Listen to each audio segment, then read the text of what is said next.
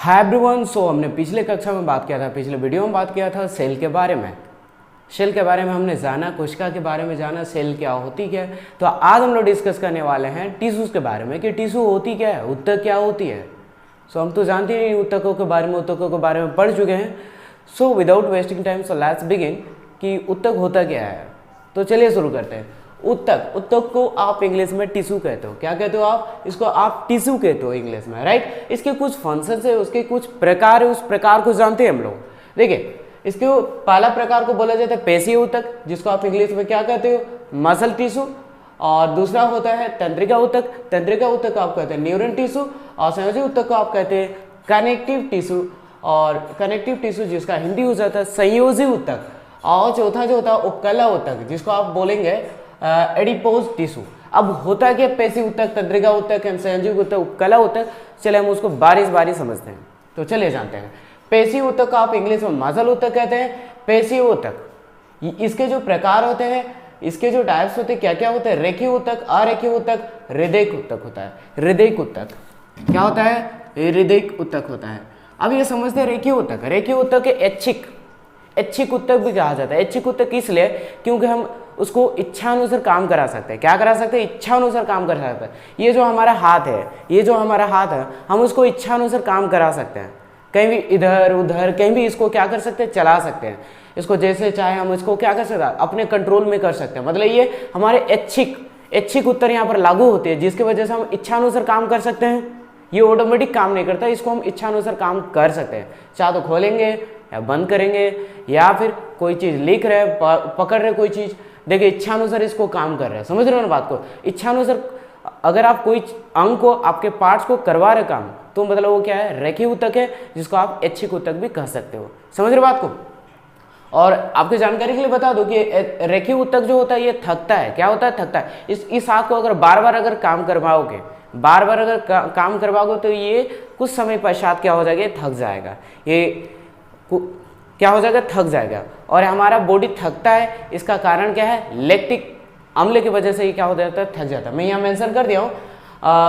देखिए, पहले जानते हैं ऊतकों का अध्ययन करना हिस्टोलॉजी कहलाता है। अगर आप ऊतकों की पढ़ाई करेंगे, ऊतकों के बारे में समझेंगे, तो आप उसको हिस्टोलॉजी कहेंगे। क्या कहेंगे? हिस्टोलॉजी कहेंगे। ओके। एंड हमारे मांसपेशियां थकान लैक्टिक एसिड की वजह से होती है। लैक्टिक एसिड की वजह से क्या होती है? हम जो थक जाते हैं, कोई काम कर रहे या दौड़ रहे थक गए, मतलब पैर थक गया, आपके हाथ थक गए। ये क्यों थक गया? इस लैक्टिक एसिड की वजह से होता है। किसकी वजह से? इस लैक्टिक एसिड की वजह से। ये लैक्टिक एसिड की वजह से क्या होता है? हम थक जाते हैं। समझ रहे बात को? तो रेखीय ऊतक क्या होती है? रेखीय ऊतक थक जाती है। रेखीय ऊतक, जैसे मैंने बताया कि रेखीय ऊतक हम उसको इच्छानुसार काम करा सकते हैं, उसको ऐच्छिक ऊतक भी कहते हैं। और ये क्या होती है? कुछ समय पश्चात थक जाती है। देखिए, मैंने यहाँ मेंशन कर दिया है, रेखीय ऊतक थक जाती है। जैसे हाथ पैर, और भी बहुत सारे हो जाएंगे, हाथ पैर आदि ये सब। अगर आप गर्दन को बार बार घुमा रहे हो, आप उसको इच्छानुसार घुमा सकते हो। आप इसको इच्छानुसार क्या कर रहे हो? घुमा रहे हो। आप जिधर अप डाउन कुछ भी कर सकते हो। लेकिन आप अगर इसको कंटिन्यूसली करते रहे तो ये कुछ समय पश्चात ही क्या हो जाएगी? थक जाएंगे। ये थक जाएगी। इसका थक जाने का कारण क्या है? Lactic acid. ये अगर लैक्टिक एसिड हमारे शरीर में नहीं पाया जाता, तो हम कंटिन्यूसली, मतलब 24 घंटा काम कर पाते। आ रही बात समझ में? तो आगे समझते हैं। रेखीय ऊतक समझ गए। और अरेखीय ऊतक जो होता है, ये आपके कंट्रोल में नहीं होता, और ये कभी थकती भी नहीं है। इसके एग्जाम्पल क्या? आपका पाचन तंत्र। देखिए, मैंने मेंशन कर दिया अरेखीय ऊतक, आप उसको अनैच्छिक ऊतक भी कह सकते हैं। अरेखीय ऊतक नहीं थकती, जैसे पाचन तंत्र, फेफड़ा आदि, ये नहीं थकती, ये कंटिन्यूसली काम करते रहते हैं। जिस दिन आप समझ लीजिए ना, जिस दिन ये थक गई ना पाचन तंत्र आपका, जिस दिन पाचन तंत्र फेफड़ा थक गई, तो आप समझ लिए वो अपना काम करना बंद कर देगी। और जिस दिन ये अपना काम करना बंद कर देगी, किसी व्यक्ति की क्या हो जाती है? उस दौरान मृत्यु हो जाती है। फेफड़ा अगर काम करना बंद कर दे, तो वो क्या हो जाएगी? उस व्यक्ति की मृत्यु हो जाएगी। पाचन तंत्र अगर काम करना बंद कर दे, तो उस व्यक्ति की भी क्या हो जाएगी? मृत्यु हो जाएगी।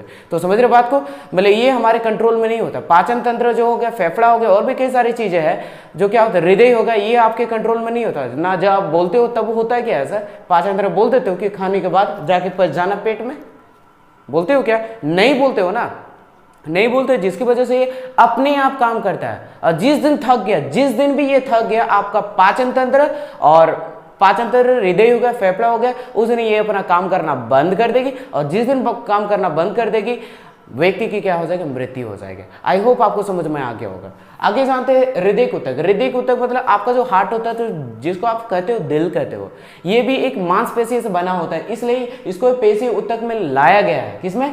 पेशी ऊतक में इसको भी लाया गया। लेकिन आजकल के वेवड़े लोग जो है इसको इस शेप का देते हैं, जो कि एक्चुअल में ये होता नहीं है, गलत है।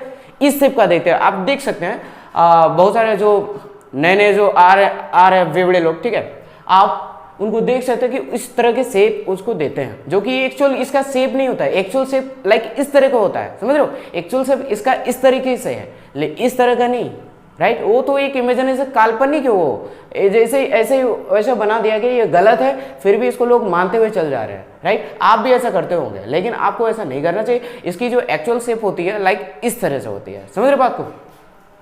आई होप आपको समझ में आ गया। पेशी ऊतक में रेखीय ऊतक होता है। रेखीय ऊतक, ये मांस की बात करें हम लोग, ठीक है, मांसपेशियों की बात करें। रेखीय ऊतक जो जिसमें ये हड्डी से मांस चिपका हुआ, सटा हुआ, और इसको आप इच्छानुसार काम करा सकते हो, इच्छानुसार, इसलिए थक जाती है, समझ रहे बात को? और रेखीय ऊतक क्या होता है? जैसे हमारे जो हो गया बॉडी इनर पार्ट्स जो है, जैसे है लाइक पाचन तंत्र हो गया, डाइजेस्टिव सिस्टम जिसको आप बोलते हैं, फेफड़ा हो गया, लंग्स हो गए, ये अपना काम नहीं, ये अपना काम बंद नहीं करते, ये कंटिन्यूसली काम कर सकते हैं। जिस दिन ये काम करना बंद करते उस दिन व्यक्ति की क्या हो जाती है, मृत्यु हो जाती है। चलिए आगे बढ़ते हैं। तंत्रिका ऊतक क्या होता है? तंत्रिका ऊतक जो होता है, जिसको आप न्यूरन टिश्यू कहते हो, इंग्लिश में क्या कहते हैं, न्यूरन टिश्यू कहते हो। और इसका अच्छा एग्जाम्पल क्या है, ब्रेन। ब्रेन मतलब होता है दिमाग। क्या होता है? दिमाग होता है, ठीक है। इसलिए, और मैंने आपको बता भी दिया था कि ब्रेन में जो कोशिकाओं का विभाजन होता है, विभाजन इसमें नहीं होता है, इसमें कोशिकाएं नहीं बनती। इसलिए जब लोग गाड़ी वगैरह चलाते हैं तो हम लोगों को हमेशा ये एडवाइस दिया जाता है कि ऑलवेज क्या वेयर करना है, हेलमेट पहनना। और हम लोग हेलमेट पहन के क्या करते हैं, एक जगह से दूसरे जगह क्या करते हैं, हम लोग जाते हैं, समझ रहे हो बात को? लेकिन कुछ लोग जो होते हैं इसको फॉलो नहीं करते, नहीं मानते, और वो बिना हेलमेट के निकल जाते हैं, जिसकी वजह से दुर्घटना होती है और उनकी मृत्यु हो जाती है। और ये वाले जो हेलमेट होते हैं ना, हाफ कटिंग वाला, जो ऊपर में लगा रहता है और नीचे कुछ नहीं, और ऐसा वाला हेलमेट ना बहुत खतरनाक होता है। खासकर आप देखेंगे इस तरह के हेलमेट जो होता है लेडीज लोग यूज़ करती है, जो कि खतरनाक है। गिरे ना एकदम नीचे वाला एकदम खत्म ही हो जाएगा। क्या हो जाएगा? खत्म। हम लोग जो बॉयज़ वाला होता है काफ़ी अच्छा होता है, सेफ्टी एकदम ऊपर से नीचे तक कवर होता है। उस तरह की हेलमेट का ही उनको भी यूज़ करना चाहिए, क्योंकि ये हमें बचाती है। सर, अगर आपका सर ठीक है ना तो आप ठीक है, समझ रहे हो? अगर सर ही एकदम डगमा का गया, इधर उधर हो गया, तो आपका जीना बेकार है, ठीक है, जीना बेकार। आपका शरीर सही से काम भी नहीं करेगा, क्योंकि आपको कंट्रोल तो कौन करता है? ब्रेन करता है ना, ठीक है। इसलिए आप इसको ध्यान में रखिएगा, ठीक है। आगे बढ़ते हैं। संयोजी ऊतक, जिसको आप कनेक्टिव टिश्यू कहते हैं। संयोजी ऊतक को कनेक्टिव टिश्यू भी कहा जाता है। कनेक्टिव मतलब हमारे शरीर को कनेक्ट करके रखता है। क्या करता है? हमारे शरीर को, पूरा शरीर को कनेक्ट करके रखता है। देखिए एग्जांपल, ब्लड जो हमें कनेक्ट करके रखा है, क्या करके रखा है? ब्लड हमें कनेक्ट करके रखा है, समझ रहे हो बात को? आगे देखते हैं। लिम्फ लसिका, ये पीला रंग का उस ब्लड में ही होता है, पीला रंग का एक पदार्थ होता है, जिसको आप इंग्लिश में लैम्प कहते हैं, और ये हिंदी में आप उसको लसिका भी कह सकते हो, ठीक है। आगे जो हड्डी भी हमारे शरीर को पूरा कनेक्ट करके रखा है। इस हड्डी की वजह से हम एक जगह से दूसरी जगह उछल कूद, जंप वगैरह, ये सारी चीजें हम लोग क्या कर सकते हैं, कर सकते हैं। ये चीजों को पकड़ पा रहे हैं, हम एक जगह से दूसरी जगह जा पा रहे हैं। किसकी वजह से जा पा रहे हैं? हड्डी की वजह से। आपके शरीर में अगर हड्डी नहीं होगी, लाइक आप केंचुओं की तरह हो जाएंगे और आप रेंगेंगे। क्या करेंगे? रेंगेंगे, समझ रहे बात को? और आगे जो कार्टिलेज को आप हिंदी में उपास्थि कहते हैं। उपास्थि मतलब जो उपास्थि क्या होती है? उपास्थि हमारे कान में होते हैं। कहाँ होते हैं? कान में। इसको निचोड़ो, मोड़ो, कहीं भी कुछ भी करो, ये टूटने वाला है नहीं। उपास्थि नहीं टूटता है, समझ रहे बात को?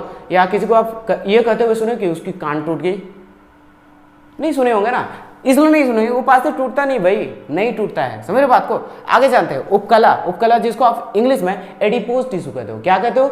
एडिपोज टिश्यू, याद रहेगी ना, एडिपोज टिश्यू। अब देखो ये एडिपोज टिश्यू कहाँ होती है? एडिपोज टिश्यू वसा होती है, मतलब वसा का निर्माण कराती है, वसा का निर्माण कराती है। और ये वसा मतलब वसा का निर्माण कराती है, और इस वसा की वजह से ही लोगों को क्या नहीं आती है? गर्मी नहीं लगती है, सॉरी ठंडा नहीं लगती है, वसा की वजह से। अगर आपके शरीर में वसा की मात्रा बहुत ज़्यादा है ना, तो आपको ठंड बहुत कम लगेगी, समझ रहे हो बात को?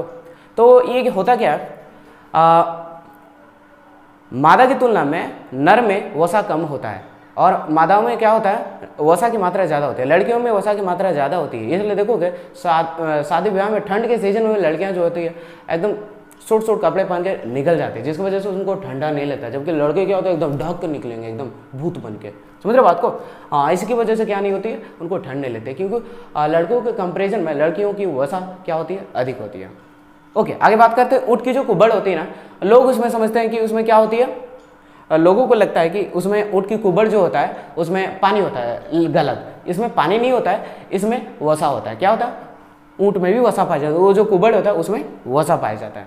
समझ रहे बात को। आगे देखो पेट किसी किसी का पेट जो है वो थुलथुला होता है। पेट में थुलथुला मतलब वो वसा का निर्माण कराता है। क्या कराता है, वसा का निर्माण। और जिनका पेट थुलथुला होता है देखोगे ना, 8-10 दिन ना भी खाना खाए ना तो देखोगे वो ऐसे मोटा का मोटा ही होता है, राइट। मतलब वो ज़्यादा दिन तक जीवित रह सकते हैं, मतलब अगर बिना खाया पिए। लेकिन पतला दुबला आदमी जल्दी मर जाएगा वो, ठीक है। और देखेंगे बड़ी बड़ी जैसी बीमारी होती है, जिनके पेट होते हैं, हेल्थ ज़्यादा होता है, वैसे लोग क्या होता है ना, देखोगे आप, वैसे लोग जो होते हैं कहीं गिर उड़ गए ना, कहीं गिर उड़ गए तो चोट कम लगती है, क्योंकि मांसपेशियाँ ज़्यादा है उनमें, और हम लोगों में कम है। हम लोग गिरे तो एक ही बार खत्म। पतले दुबले जो लोग होते हैं ना, वो गिरे ना एक ही बार गिरे, एकदम बहुत जोर से लगे, हड्डी में लगेगी ना भाई। और इनको जो होता है जिनमें वसा ज़्यादा होता है, एकदम मोटे मोटे लोग, थुलथुले लोग, गिरते हैं एकदम रबड़ की तरह उछलाते हैं। रबड़ की तरह उछलो तो उनको हड्डी में चोट लगती ही नहीं। अब मांसपेशियाँ तो रिकवर हो जाती है अपना। यहाँ लगा चोट, यहाँ की जो टिश्यूज है, कोशिका है, वो मर गई। कुछ देर के बाद वो बनना शुरू हो गया, विभाजन शुरू हो गया, वो ठीक हो गया। और हम लोग को सीधे हड्डी में लग जाता है, इसलिए हड्डी टूटता है। 3-4 दिन तक उठ ही नहीं पाते हैं, दर्द इसी की वजह से। समझ रहे हो बात को। आगे देखो झुर्री का मतलब समझे, स्किन में जब एक एज के बाद, जब किसी व्यक्ति की एज बहुत ज़्यादा हो जाती है, या फिर किसी व्यक्ति की बहुत ज़्यादा एज हो जाती है, तो आप देखोगे चेहरे में, हाथ में, पैर में क्या होता है, झुर्रियाँ पड़ने लगते हैं। लाइक इस तरह की झुर्रियाँ पड़ने लगती है। इस झुर्रियाँ किसकी वजह से पड़ती है, ये उपकला ऊतक की वजह से पड़ती है। उपकला ऊतक जो होता है धीरे धीरे कम होने लगता है, जिसकी वजह से झुर्रियाँ पड़ना स्टार्ट हो जाती है।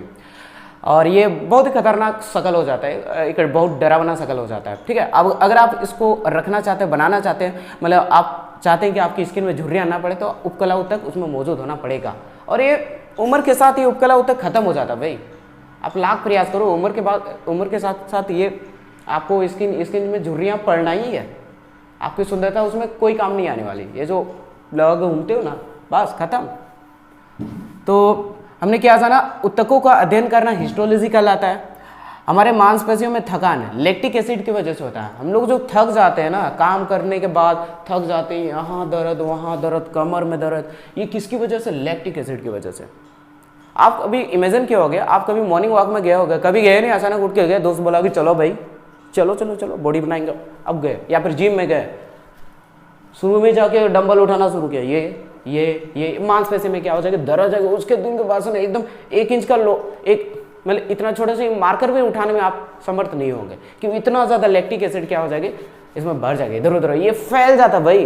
लैक्टिक एसिड जो होता है ये पूरा बॉडी में फैल जाता है, मतलब जिससे उठा रहे हो ना उसमें फैल जाता है, जिसकी वजह से आपको बहुत ज़्यादा पेनिंग आती है। या फिर दौड़ते हो तो जांग से देखो वो पकड़ लेता है, बहुत ज़्यादा पकड़ लेता है, क्योंकि लैक्टिक एसिड फैल जाता है आपकी बॉडी में।